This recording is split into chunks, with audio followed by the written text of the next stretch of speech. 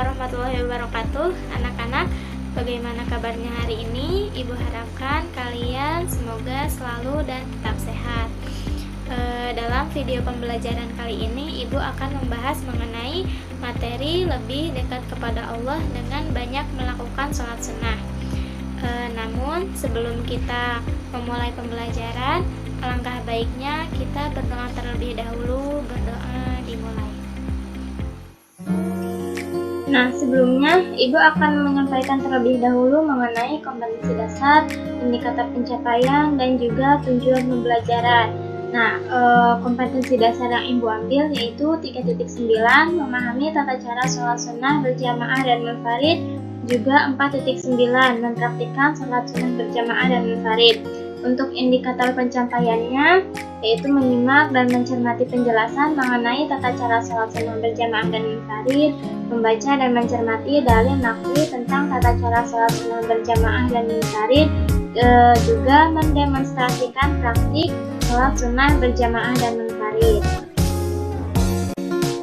Nah, untuk tujuan pembelajarannya, selama siswa mengikuti pembelajaran ini tuh diharapkan mampu memahami dan mengetahui pengertian macam-macam bacaan dan hikmah sholat sunnah berjamaah dan munfarid dalam kehidupan sehari-hari, juga dapat mempraktikkan salah satu sholat sunnah berjamaah dan munfarid dalam kehidupan sehari-hari. Pada pembelajaran sebelumnya kita membahas mengenai ilmuwan-ilmuwan pada masa Bani Umayyah, yang mana beliau-beliau pun selain terus belajar juga pastinya selalu ingin lebih mendekatkan diri kepada Allah Subhanahu wa Ta'ala, dengan salah satunya yaitu dengan banyak melakukan sholat sunnah. Sebelum pembahasan yang lebih dalam, alangkah baiknya kita tahu dulu gitu apa itu sholat sunnah. Sholat sunnah adalah sholat yang dianjurkan untuk mengerjakannya. Orang yang melaksanakan sholat sunnah mendapatkan pahala dan keutamaan dari Allah Subhanahu wa Ta'ala.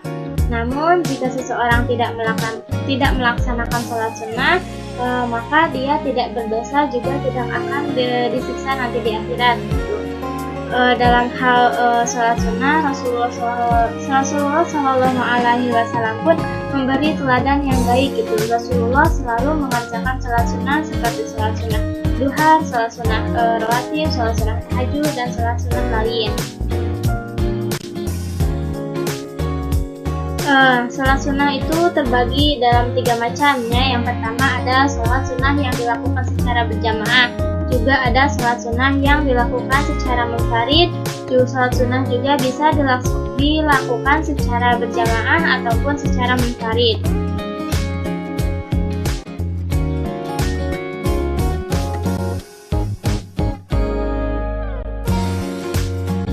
Pada pembahasan pertama kita akan menjelaskan dulu sholat sunnah yang dilakukan secara berjamaah. Nah, dalam sholat sunnah berjamaah itu yaitu ada sholat sunnah Idul Fitri. Nah, tentu kita tahu dan pernah juga melaksanakannya gitu, sholat sunnah Idul Fitri, yaitu sholat sunnah yang dilaksanakan pada setiap tanggal 1 Syawal setelah kita melaksanakan puasa Ramadan selama 1 bulan penuh. Hukumnya itu yaitu sunnah muakkadah atau sunnah yang sangat-sangat dianjurkan gitu. Untuk waktu pelaksanaannya sesudah terbit matahari sampai tergelincirnya matahari pada tanggal 1 Syawal.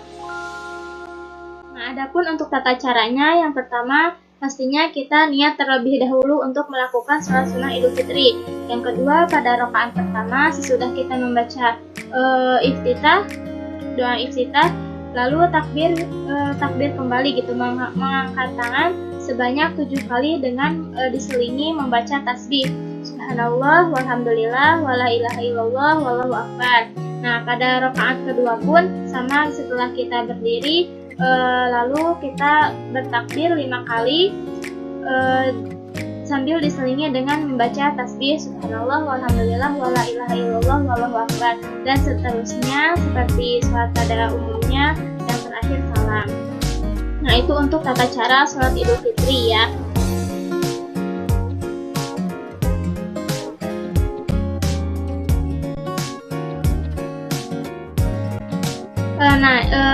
Pada salat sunnah berjamaah yang kedua yaitu adanya salat sunnah Idul Adha.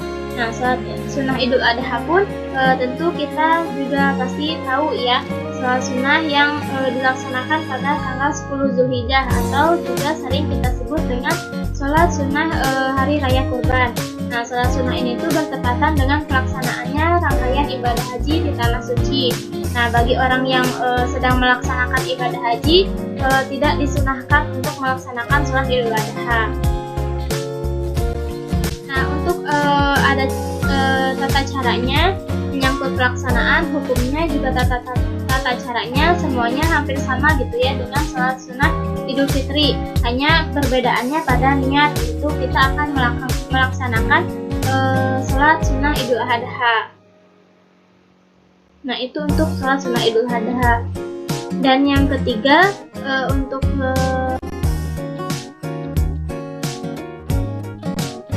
sholat sunnah berjamaah yaitu ada sholat khusuf atau sholat pada saat terjadinya gerhana matahari.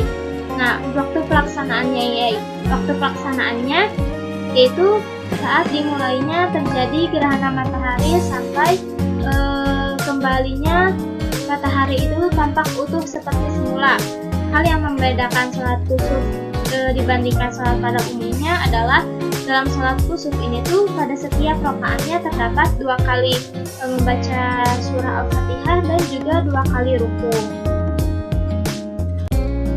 Nah, adapun tata caranya ini ya. Yang pertama pastinya kita berniat takbiratul ihram, berniat untuk melaksanakan sholat khusuf, lalu takbiratul ihram, membaca surat Al-Fatihah, membaca surat yang lain, lalu ruku, juga bangun kembali setelah dari ruku, membaca Al-Fatihah dan juga surah lainnya, dan ruku kembali gitu. Lalu selanjutnya sujud, seperti salat pada umumnya, sujud di antara dua sujud kembali, sujud yang kedua, dan pada rakaat yang kedua pun sama gitu ya. Kita bertakbiratul ihram, ruku, membaca Fatihah kembali, membaca surat, dan ruku kembali, seterusnya sujud. Nah, itu untuk tata cara sholat khusuf.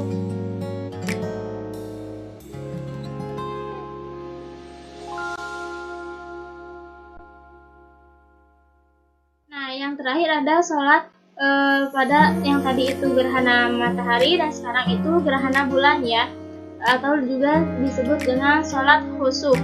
Nah, hukum pelaksanaannya itu sama dengan sholat sunnah yang lain, yaitu sunnah muakkadah atau sholat sunnah yang sangat dianjurkan. Nah, waktu pelaksanaannya juga sama gitu ya, saat mulai terjadinya gerhana bulan sampai bulannya tampak utuh seperti semula. Untuk tata caranya pun pelaksanaannya sama seperti tadi sholat khusuf, sholat gerhana matahari. Hanya bunyi niatnya saja yang berbeda, yaitu kita akan niat dalam hati kita akan melaksanakan sholat khusuf atau sholat gerhana matahari, gerhana bulan.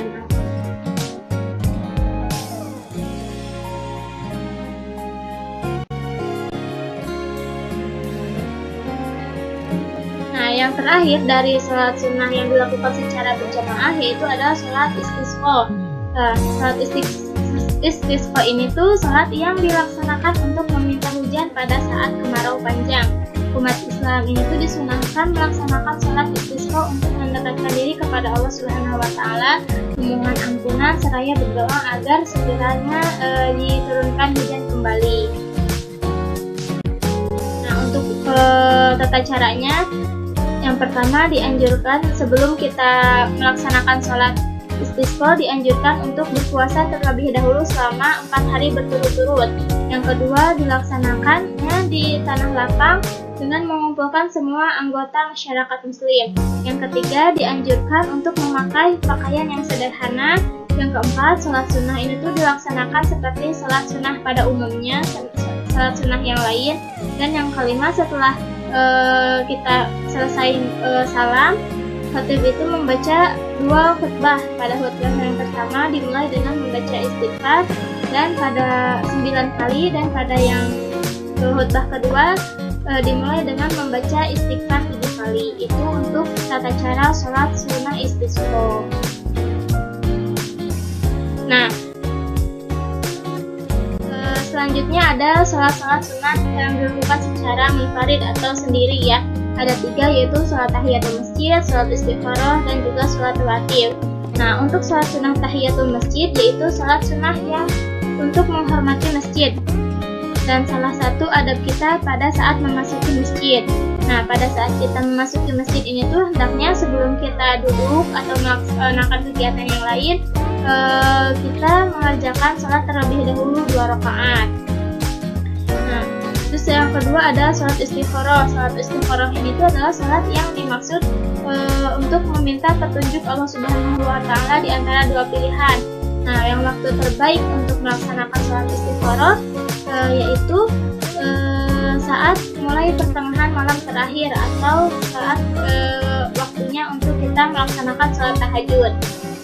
Dan yang terakhir ada sholat rawatib ya. Sholat rawatib ini tuh sholat sunnah yang mengiringi atau menyertai sholat fardu, baik sebelum ataupun sesudahnya. Jadi setelah kita melaksanakan sholat fardu, sholat zuhur, atau sholat asar, atau sholat yang lainnya, alangkah baiknya kita sholat kembali dengan niat sholat sunnah. Nah, sholat sunnah rawatib ini tuh ada yang disebut dengan sholat sunnah rawatib muakkadah atau sholat rawatib yang sangat-sangat dianjurkan. Ada qobliyah dan juga ada ba'diyah. Qobliyah itu sebelum sholat fardu dan ba'diyah ini tuh sesudah sholat fardu.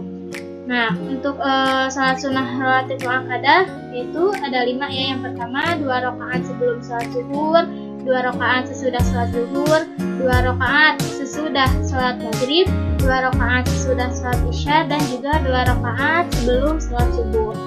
Nah, ini yang disebut yang ini sholat sunnah rawatib muakkadah, sholat sunnah yang sangat-sangat dianjurkan.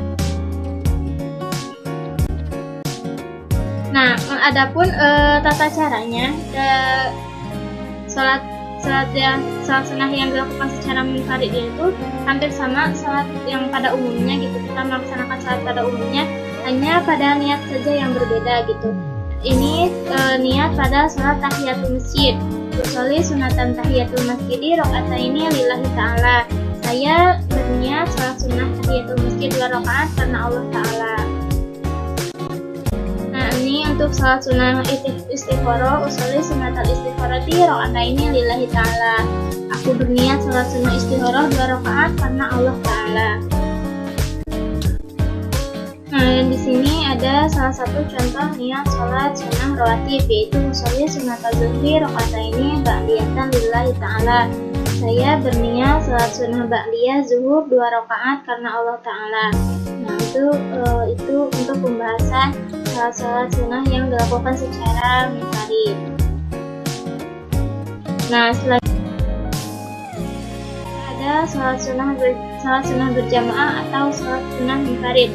Nah, sholat sunnah ini tuh bisa dilakukan secara berjamaah ataupun juga bisa dilakukan secara munfarid. Yang pertama ada sholat tarawih. Nah, sholat tarawih itu dilaksanakan pada bulan Ramadan setelah sholat isya sampai waktunya fajar. Nah, dalam sholat tarawih ini tuh kita dapat memilih jumlah rakaatnya ya, yang bisa 8 rakaat, bisa 20 rakaat, ataupun sampai 36 rakaat. Nah, ini untuk sholat sunnah tarawih. Yang kedua ada sholat witir. Nah, sholat witir itu sholat yang dilaksanakan dengan bilangan ganjil. 1 rakaat, 3 rakaat, 5 rakaat, sampai dengan 11 rakaat. Nah, untuk waktu pelaksanaannya itu sama dengan tadi sholat tarawih, yaitu sesudah kita melaksanakan sholat isya sampai menjelang sholat subuh. Nah, yang ketiga ada sholat duha. Nah, sholat duha ini tuh sholat yang dikerjakan pada waktu matahari beranjak hingga naiknya menjelang sholat zuhur. Nah, kita dapat melaksanakan sholat duha sebanyak 2 rakaat, dan yang paling banyak itu yaitu 12 rakaat. Nah, yang keempat itu ada sholat tahajud. Nah, sholat tahajud ini itu dilaksanakan pada malam hari atau pada pertengahan malam terakhir. Nah, sholat tahajud itu disebut bagian dari Qiyamul Lail atau sholat malam yang langsung diperintahkan oleh Allah Subhanahu wa taala melalui firman-Nya, yaitu Quran surat Al-Isra ayat 79. Dan yang terakhir yaitu ada sholat tasbih. Nah, sholat tasbih ini tuh adalah sholat sunnah yang dilaksanakan dengan memperbanyak membaca tasbih.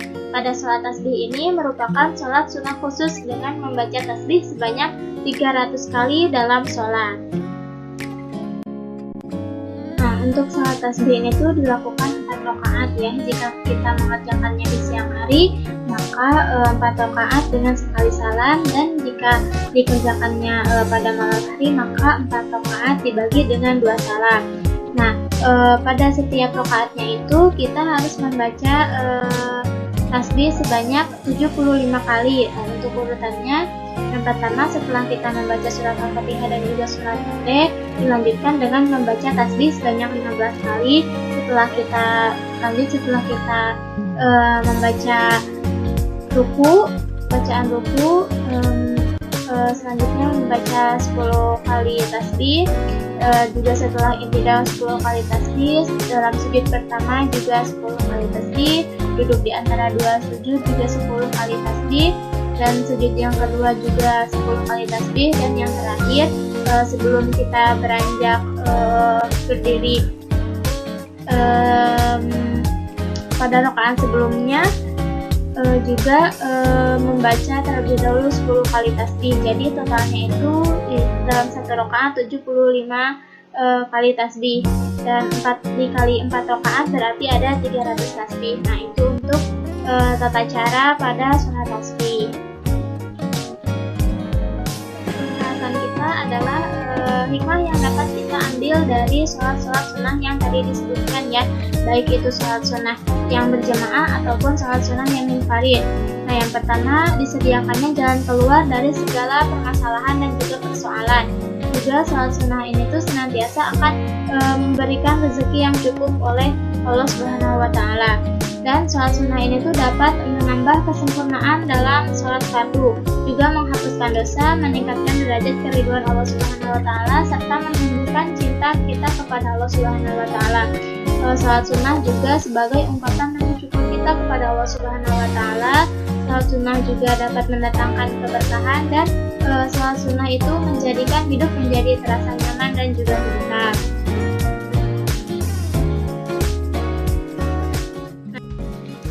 Nah, baik anak-anak, apakah ada pertanyaan mengenai materi yang telah Ibu jelaskan? Nah, sudah ada pertanyaan ya dari teman kita Alfat. Bu, apakah sholat duha wajib membaca surat Ad-Duha? Nah, sebenarnya tidak ada ketentuan khusus dalam kita melaksanakan sholat, khususnya sholat duha, untuk membacakan surat Ad-Duha. Nah, silahkan saja kalian boleh membaca surat apapun yang sekiranya kalian hafal. Jadi tidak wajib ketika sholat duha hanya membaca surat Ad-Duha saja. Nah, begitu ya. Nah, pertanyaan 2 dari teman kita Felingga. Izin bertanya, Bu, apakah boleh melaksanakan sholat tahajud setelah sholat isya? Nah, waktu pelaksanaan sholat tahajud memang sesudah sholat isya sampai terbitnya fajar, tetapi dilakukan sesudah bangun tidur di malam hari, sekalipun tidur itu pun hanya sebentar ya. Jadi apabila dikerjakan tanpa tidur sebelumnya, maka itu tidak disebut dengan sholat tahajud. Nah, beda kalau misalkan kalian ketiduran sebelum sholat isya, lalu terbangun untuk melaksanakan sholat isya, setelah itu kalian tahajud, maka itu boleh ya, karena sebelumnya kan kalian sudah tidur terlebih dahulu. Nah, masuk pertanyaan ketiga, yaitu Bu, apakah sholat tahiyatul masjid bisa juga dilaksanakan di musola? Nah, jawabannya tidak ya, karena makna dari tahiyatul masjid yaitu untuk menghormati masjid. Kalau bukan masjid, maka tidak perlu sholat tahiyatul masjid. Tetapi tetap dianjurkan apabila masuk ke tempat yang baru, hendaknya kita melakukan sholat 2 rakaat untuk menghormati tempat tersebut. Nah, tetapi itu tetap bukan disebut dengan sholat tahiyatul masjid. Nah, begitu ya anak-anak. Nah, setelah ini ada soal latihan ya untuk materi yang telah Ibu sampaikan. Bisa kalian cek di Google Classroom-nya masing-masing.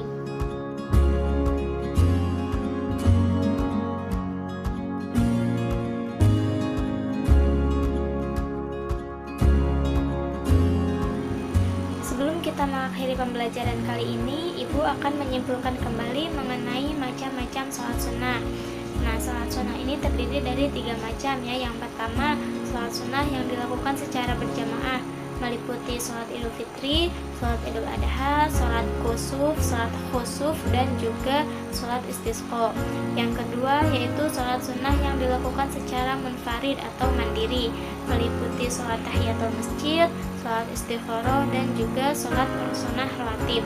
Nah, dan yang terakhir sholat sunnah yang bisa dilakukan secara berjamaah maupun juga secara munfarid, meliputi sholat tarawih, sholat witir, sholat duha, sholat tahajud, dan juga sholat sunnah tasbih. Mungkin itu saja yang dapat Ibu sampaikan dalam video pembelajaran kali ini. Kurang lebihnya mohon maaf. Cukup sekian dan terima kasih atas perhatiannya. Wassalamualaikum warahmatullahi wabarakatuh.